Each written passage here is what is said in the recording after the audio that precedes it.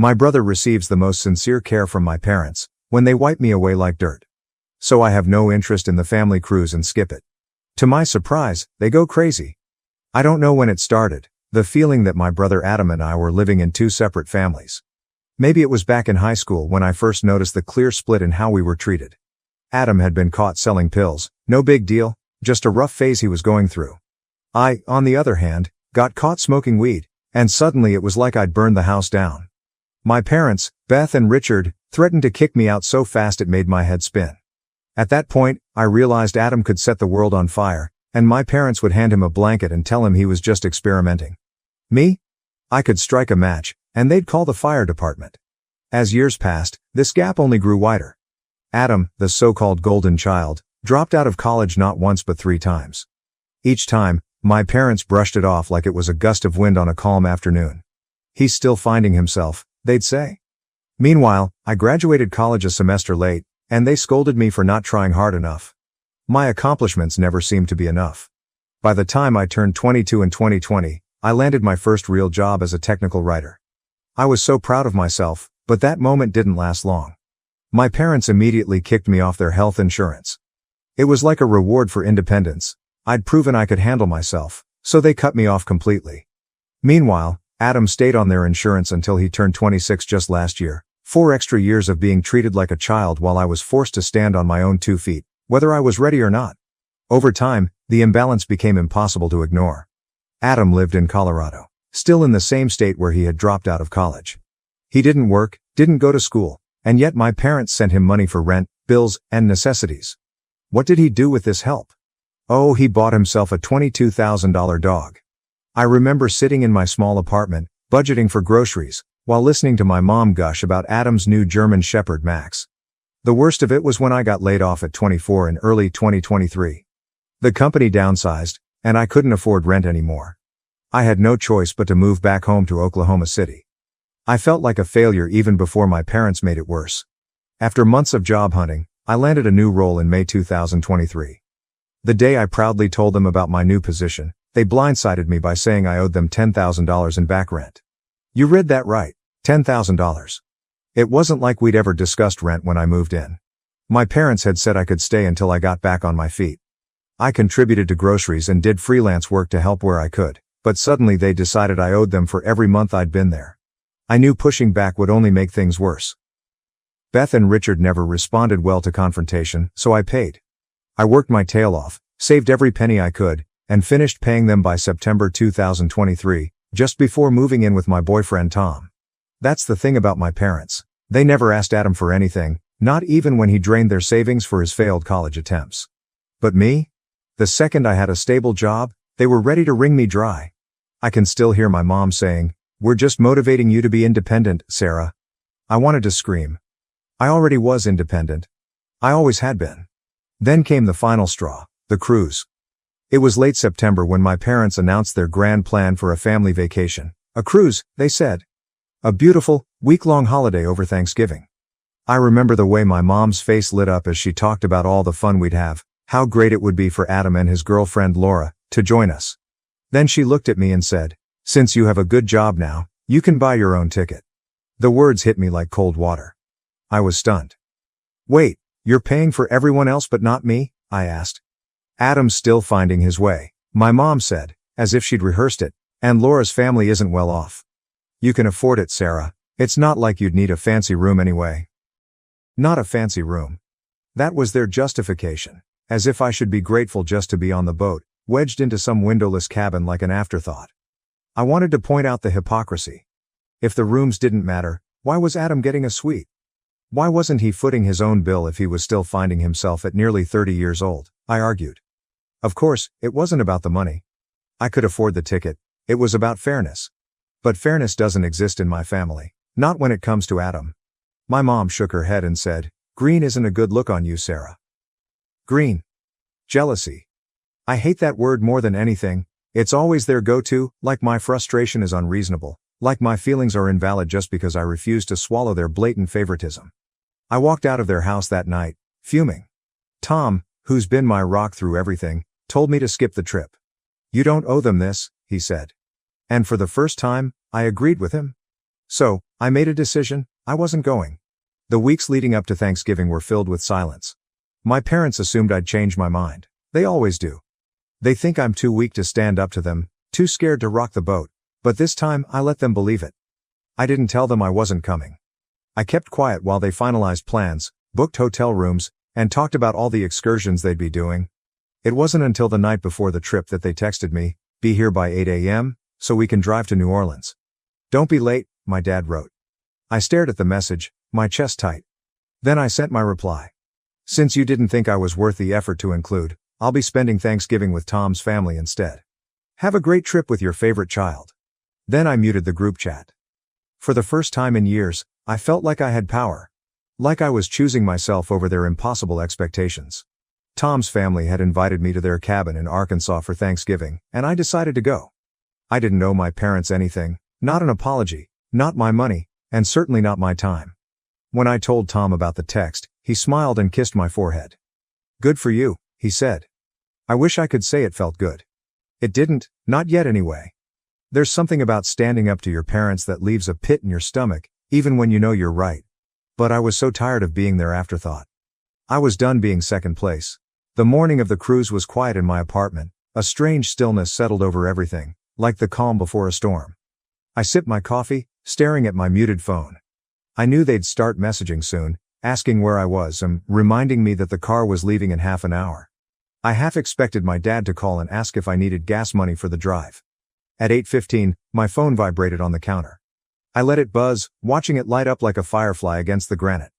"Where are you? It's past 8. We're waiting." I could almost hear my mom's impatient sigh, see her glancing at the clock, shaking her head. By 8:30, my dad had joined in with his usual no-nonsense tone. "Sarah, we are leaving for the port in 10 minutes. You need to hurry up." I'd spent years jumping through their hoops, scrambling to meet expectations they didn't hold for Adam. I could picture my brother, carefree and smiling, half asleep in the back seat of the car. He probably didn't even know or care that I wasn't coming. Tom walked into the kitchen, rubbing the sleep from his eyes. "They text you yet?" he asked, pouring himself a cup of coffee. "Of course they did," I said. "They'll figure it out soon enough." He gave me a look, the one that said, "I'm proud of you, but I know this is hard," and it was. As much as I wanted to feel triumphant, I couldn't. My chest was heavy, like someone had pressed a brick against my heart. "Do you think I'm being petty?" I asked him suddenly. He sat down across from me, his voice calm and steady. "Sarah, they made this choice. You're just showing them what it feels like to be left out." "But they're my parents. I shouldn't." Tom leaned forward, resting his elbows on the table. "Your parents treat Adam like he walks on water and act like you're a burden. You've bent over backward for them your whole life. You are not being petty, you're setting a boundary." I nodded, though the ache in my stomach refused to go away. The group chat started buzzing again, their texts growing more frantic. Finally, I picked up my phone, typed a single message, and hit send. "Since you didn't put in the effort to include me, I will be attending Thanksgiving with Tom's family instead. Have a great trip with your favorite child." Then I muted the chat and put the phone face down on the table. Tom smiled faintly. "You're allowed to put yourself first, Sarah. I just hoped it would start to feel like it." That afternoon, we packed up Tom's car for the drive to his family's cabin. His mom, Linda, had invited me months ago, almost as an afterthought.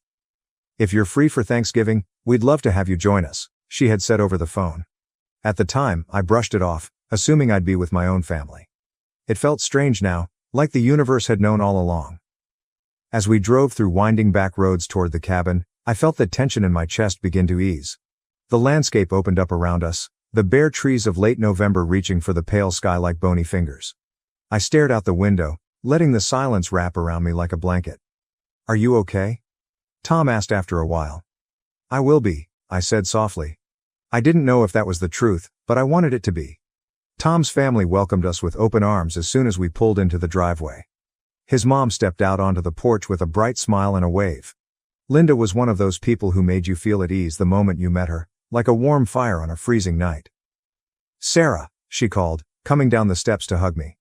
"I'm so glad you're here." I smiled, hugging her back. "Thank you for having me." "Of course. We're thrilled to have you join us. Tom, grab her bags and get inside before you both freeze." The cabin was cozy, the smell of roasting turkey and freshly baked pies hanging in the air like a comforting memory. Tom's dad, Paul, was in the kitchen basting the turkey, while Tom's younger cousins ran circles around the living room. I couldn't remember the last time I'd walked into a family gathering and felt welcome, like I belonged. Linda handed me a glass of wine and smiled warmly. "Your family here, Sarah. Relax and enjoy yourself." It was the simplest thing, but it nearly brought tears to my eyes. The next day, Thanksgiving morning, Tom and I woke up early to help with preparations. His mom put us in charge of setting the table while she and Paul tackled the cooking. The house buzzed with energy, laughter, music, the clatter of dishes. It was chaotic in the best way, like a scene from a movie I'd always wanted to be part of. As Tom folded napkins into neat triangles, I caught myself smiling. "What?" he asked, grinning at me. "Nothing," I said. "It's just nice being here." He reached over and squeezed my hand. "You deserve this, Sarah." After dinner, we headed outside to play cornhole with Tom's cousins.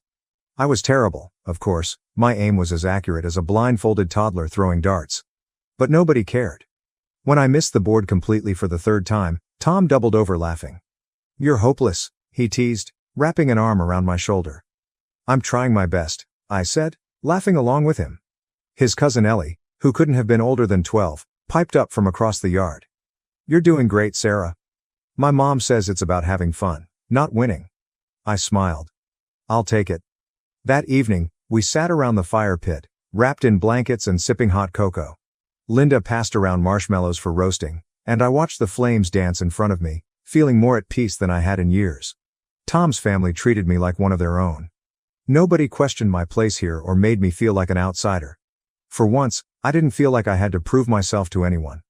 Toward the end of the night, as we sat staring at the glowing embers, Linda turned to me with a soft smile. "Sarah, I know this is ultimately up to Tom, but I hope you'll join our family for real someday." Her words caught me off guard, and my cheeks flushed with warmth. "I would be honored," I said softly, and I meant it. That night, as Tom and I lay in bed, I stared up at the ceiling, feeling lighter than I had in a long time. "Thank you for bringing me here," I whispered. Tom rolled onto his side and looked at me. "You're welcome. But you don't have to thank me, Sarah. You belong here." I blinked back tears, his words sinking in like rain after a drought. I belonged here. I didn't have to fight for a place at the table or beg for scraps of affection. I was enough, just as I was. For the first time in my life, I felt free. I woke up the Saturday after Thanksgiving feeling lighter than I had in months. Tom's family made everything seem so simple: laughter, food, warmth, and no expectation beyond just showing up and being present. I hadn't realized how starved I was for that kind of love. The kind you don't have to earn. The drive back to Dallas was peaceful. The trees outside blurred into streaks of gold and brown as we talked about everything and nothing, future hikes we wanted to go on, Christmas plans, how terrible I was at cornhole. I laughed more in those few hours than I had all year. But that lightness didn't last long. When we got back to my apartment, I finally picked up my phone. I hadn't checked it all weekend, and I almost regretted turning it back on. The group chat had exploded, dozens of unread messages, photos, and even a few missed calls. I stared at the screen as it lit up with notifications. There were pictures from the cruise. One of Adam and Laura on the ship's deck, the ocean stretched out behind them like an endless blue dream. Another of my parents, sunburned and smiling, drinks in hand. Then came the texts. "Sad that you chose not to be with your family in such beautiful places." I could almost hear my dad's voice in those words, calm, measured, with just the slightest hint of judgment. It was the kind of message that made me feel guilty without him ever saying the words outright. I scrolled further and found a text from my mom. "You should have been there. I hope you realize what you missed out on." What I missed out on? I thought. What about what they missed? What about how they had treated me, like I didn't matter enough to include in the first place? I sat on the edge of the couch, my face hot as I reread the messages over and over again. Tom noticed immediately. He sat down next to me, wrapping his arm around my shoulders. "What did they say?" I held up the phone so he could see. "Same old story," I said quietly. "I should feel bad for missing out, not the other way around." Tom sighed. "You don't have to justify your choices to them, Sarah." "I know," I said, though I didn't really feel like I knew anything. My mom's name lit up my phone a few minutes later. I thought about ignoring the call, but a small part of me, the part that still craved their approval, picked up. "Where were you?" she said immediately. Her voice wasn't angry, but it wasn't soft either. It was sharp, like a question with only one acceptable answer. I told you, I replied, trying to keep my voice steady. I spent the holiday with Tom's family. You could have told us sooner, Sarah, she said. Do you know how cruel it was for you to let us believe you were coming and then just not show up? I closed my eyes, trying to keep my frustration from bubbling over. Mom, you told me to buy my own ticket. You didn't make me feel like I was part of the plan. Her tone turned defensive. We told you because you can afford it. It's not like you're struggling, Sarah. Adam and Laura needed the help. And I didn't? I asked, my voice shaking now, even though I hated that it was. Mom, I've spent my whole life having to earn everything. You've handed Adam everything on a silver platter, and I'm the one who gets called ungrateful. That's not fair, Sarah, she snapped. Adam needs help right now. You've always been independent. You don't understand how hard it is for him. I felt like she had slapped me. The old, familiar frustration clawed its way up my throat, but I swallowed it down. I'm independent because you never gave me a choice, I said quietly. There was a long silence on her end. Finally, she said, I'm not going to apologize for raising a strong daughter. You should be grateful for everything we've done for you. Grateful. That word was like sandpaper on my skin. I had spent my entire life being grateful, for scraps of love, for expectations I could never meet, for family vacations I wasn't invited to unless I paid my own way. I couldn't hold it in any longer. I guess I'll just leave you alone, I said. Since I'll never be enough for this family anyway. I hung up before she could respond, and the tears finally spilled over. I buried my face in my hands, my whole body shaking. Tom was there instantly, sitting next to me and pulling me into his arms. It's okay, he whispered. You're okay. But I didn't feel okay. It didn't matter how many times Tom told me I was enough. There was a hole in my chest that only my parents could fill, and I knew they never would. I spent the rest of the evening curled up on the couch with Tom, a pint of ice cream between us. We watched old movies, trying to distract ourselves from the heaviness of it all. I let myself laugh when Tom quoted the cheesy dialogue, though the tears kept threatening to return. By the time I went to bed, I felt empty. The next morning, I woke up early for work. My phone was silent, no texts, no missed calls. My parents had gone quiet, which was somehow worse than their anger. I had a feeling they were waiting for me to apologize, to admit that I had overreacted, just like I always had before. But this time, I wasn't going to. At work, I threw myself into my tasks, using the distraction to keep from thinking about everything that had happened. I edited technical manuals, sent emails, and pretended like nothing was wrong. My coworkers asked about my Thanksgiving, and I gave them the same answer every time. It was nice. I spent it with Tom's family. I didn't tell them about the fight with my parents. I didn't tell them about the photos, the texts, or the phone call that ended with me crying on the couch. The truth was, I was ashamed. Ashamed of how badly I still wanted their approval, even after everything they had put me through. That night, Tom and I sat on the balcony of my apartment, watching the city lights blink in the distance. I don't know why it's so hard, I said finally. Because they're your parents, Tom replied. You want them to love you the way you deserve. That's not a bad thing, Sarah. But what if they never will, I whispered. Tom was quiet for a moment before he said, then maybe you have to stop asking for it. His words hit me like a punch to the gut because I knew he was right. I had spent my entire life begging for something my parents weren't capable of giving me. Maybe it was time to stop. But I wasn't ready yet. The next morning, I woke up to a text from my mom. We need to talk before Christmas. Let us know when you're free.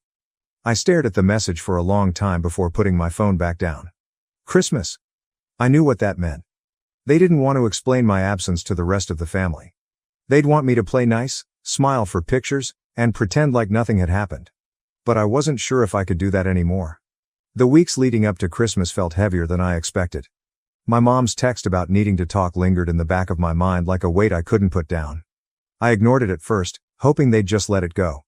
But I knew my parents. They weren't the kind of people who could stand unresolved tension, especially if it meant they might look bad in front of the rest of the family. By mid-December, I hadn't replied, and the messages started coming in again. This time, my dad joined in.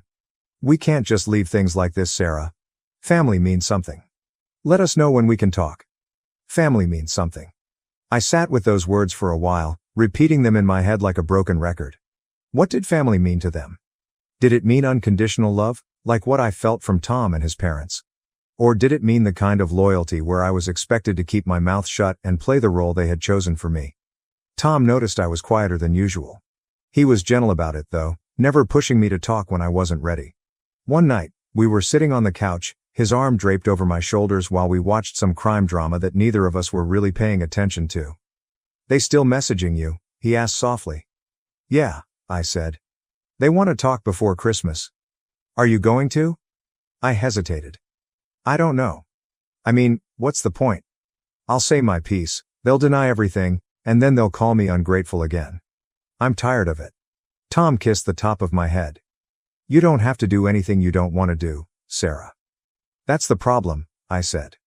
"I don't know what I want." A few days later, my phone rang while I was on my lunch break at work. It was my mom. I stared at the screen for a moment before picking up. I wasn't in the mood to talk, but I also knew avoiding her forever wasn't realistic. "Hi, Mom," I said. Sarah, her voice was softer than I expected. She always started out this way, like she was trying to lull me into some false sense of comfort. "How are you?" "I'm fine," I said flatly. "What's going on?" "We need to fix this," she said. "It's not right for us to go into Christmas with all this tension. Your father and I want the whole family together, including you." I bit the inside of my cheek. "So it's about Christmas? You don't want to have to explain to everyone why I'm not there, right?" She sighed, and I could picture her shaking her head like I was being unreasonable. "Sarah, that's not fair. We want you there because you're part of the family." I didn't answer. I wanted to ask why being part of the family only seemed to apply when it was convenient for them. I wanted to scream about how hurt I'd been for years. But I knew it wouldn't matter. I'd tried before. Mom continued, her voice tinged with frustration now. "Can't you just let this go? It's Christmas. I don't understand why you always have to hold on to things like this." "Because it's not fair, Mom," I said. I couldn't stop the words from tumbling out. "You and Dad act like Adam deserves the world and I deserve nothing.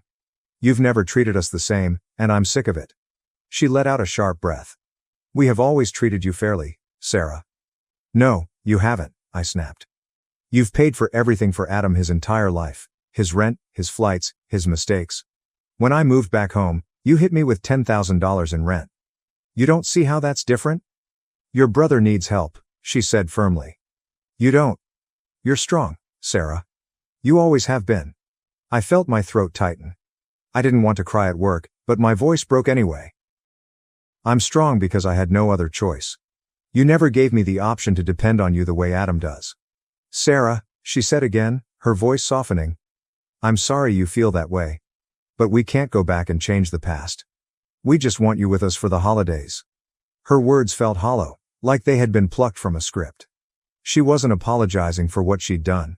She was apologizing for how I felt, as if the problem was my perception instead of her actions. "I don't know if I'm coming," I said. "Sarah," she started, but I ended the call before she could say anything else.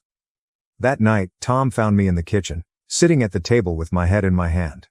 I had been replaying the conversation with my mom over and over in my mind, picking apart every word, every tone, every silence. "What happened?" Tom asked gently, pulling out a chair to sit across from me. "They want me to come for Christmas," I said. She didn't apologize though, not really. It's like they don't even understand what they've done. Tom sighed, reaching for my hand. "Do you want to go?" I shook my head. "I don't know. I mean, part of me wants to. It's Christmas. I don't want to lose my whole family, but it hurts to keep pretending nothing's wrong," he finished for me. "Yeah," I said softly. Tom squeezed my hand. "Then don't go, Sarah. You don't have to keep putting yourself in situations that hurt you." "But if I don't go, they'll tell everyone I'm being selfish," I said. "They'll make it sound like I'm the problem. My mom knows how to twist things so it looks like I'm the bad guy." Tom was quiet for a moment, like he was trying to figure out the right words. Then he said, "It doesn't matter what they tell other people. You know the truth." As Christmas got closer, I felt the pressure mounting. My mom called twice more, leaving voicemails that all sounded the same. She wanted to smooth things over. She wanted the family to be together. She wanted me to stop holding on to the past. I didn't call her back. The day before Christmas Eve, my dad finally sent a message. "This has gone on long enough, Sarah. You're coming to Christmas. We'll talk it out like adults and then we'll move forward." It wasn't a request. It was an order. I stared at the message for a long time before I deleted it. On Christmas Day, Tom and I packed the car and drove back to his parents' cabin. Linda greeted us with a warm hug and a plate of cookies, like she had been waiting for us all morning. "I'm so glad you're here," she said, squeezing my arm. I smiled, but it didn't reach my eyes. The truth was, I felt guilty for not being with my parents, even though I knew they would spend the day pretending everything was perfect.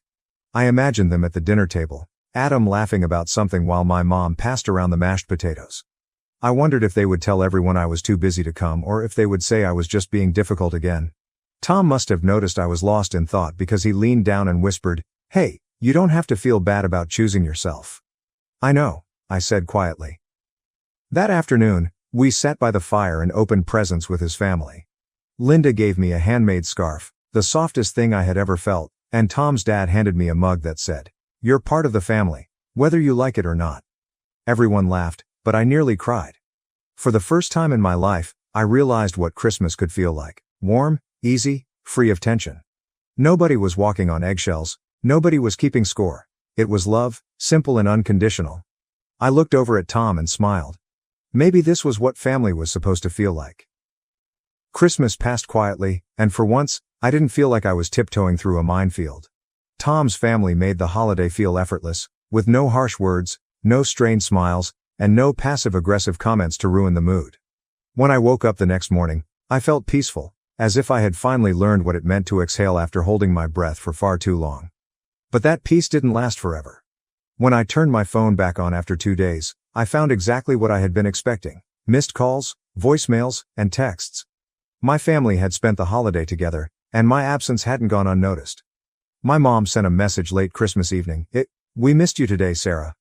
Your absence really hurt your father." That was it. There were no details, no effort to understand why I had stayed away, and no apology for the ways they had made me feel so small. Instead, the blame had shifted back to me. I was the problem. I had hurt them. It was as if my parents lived in a completely different version of reality, where my feelings didn't exist unless they inconvenienced someone else. I ignored the message and went back to living my life, but the guilt lingered like smoke in the back of my mind. I had made my choice, and part of me knew it was the right one. But why did it still feel so wrong? A few days later, my phone rang while Tom and I were watching a movie.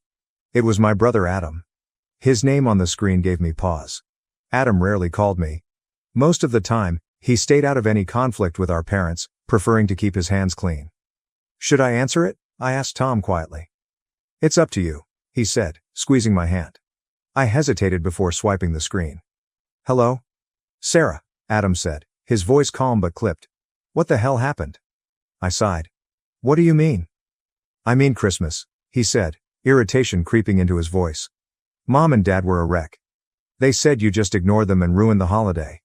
I felt my jaw tighten. "I didn't ruin anything, Adam. I chose not to come because I'm tired of being treated like I don't matter." Adam let out a heavy breath, the kind he always used when he thought I was being difficult. "Why do you have to make everything a big deal, Sarah? They're trying their best." "No, they're not," I shot back. "Adam, they treat you like you're perfect.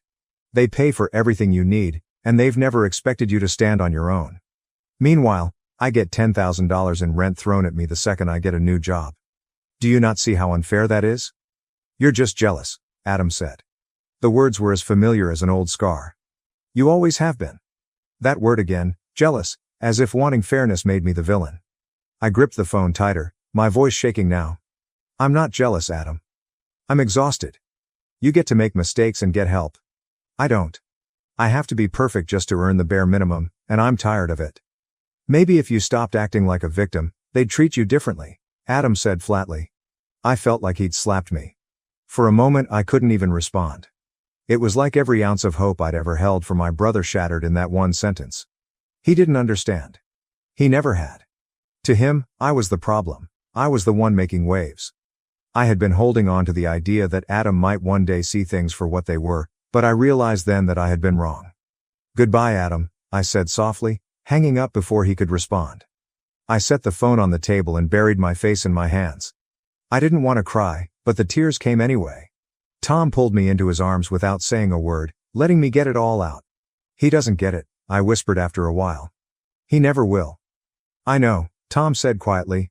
"But that's not your fault, Sarah." In the days that followed, I kept thinking about that phone call with Adam. I replayed his words over and over again in my head, each time hoping they might hurt a little less, but they didn't. I thought about how close we had been when we were kids. Back then, Adam was my hero. He was the one who taught me to ride a bike and who stayed up with me late into the night playing video games. He was the one who stood up for me when I got picked on at school. I used to think Adam was the only person who really understood me, but somewhere along the way, things had changed. My parents' favoritism had driven a wedge between us, and Adam had been more than happy to accept the privileges they handed him without question. I wanted to believe that deep down, he still cared about me, but the truth was he had chosen their side. Maybe he didn't see it that way. Maybe he thought he was just keeping the peace, but to me, it felt like a betrayal. I missed the brother I used to have, but I wasn't sure that version of him even existed anymore. One evening, Tom and I sat out on the balcony, wrapped in blankets as we watched the city lights. The air was crisp and cold, but it felt refreshing, like a reset button after a long day. "I've been thinking," I said quietly. Tom looked over at me. "About what?" "About cutting contact with them," I said. The words felt heavy, but saying them out loud also felt freeing. "I mean, not completely, not yet. But maybe I need to put some real distance between us. I need a break from all of this." Tom nodded. "You don't have to explain it to me, Sarah. I think it's the right move." I feel guilty," I admitted. "They're still my family, and if I walk away, they'll tell everyone I'm the problem. I don't want to lose the rest of my family too." Tom reached over and took my hand. "Sarah, you can't control what they say about you. You can't change the way they see things. But you don't deserve to keep putting yourself through this just to make them happy." I swallowed hard, staring out at the skyline. "I don't know if I'm strong enough to do it." "You are," Tom said firmly. "You've been strong your whole life, Sarah, but this time, you're being strong for yourself. That's different." I let his words sink in. Maybe he was right. For years, I had tried to prove myself to my parents, bending over backward to earn their love and approval. But no matter how hard I tried, it was never enough. Maybe it was time to stop trying. Maybe it was time to choose myself instead. That night, I sat down and wrote a message to my parents. "Mom, Dad, I need some space for a while. I love you both, but I can't keep pretending that everything is fine when it isn't. I'm tired of feeling like I don't matter. I'm tired of being compared to Adam. I need time to figure out what kind of relationship I want with you, and until then, I need to step back. I hope you can understand." I stared at the message for a long time before I hit send.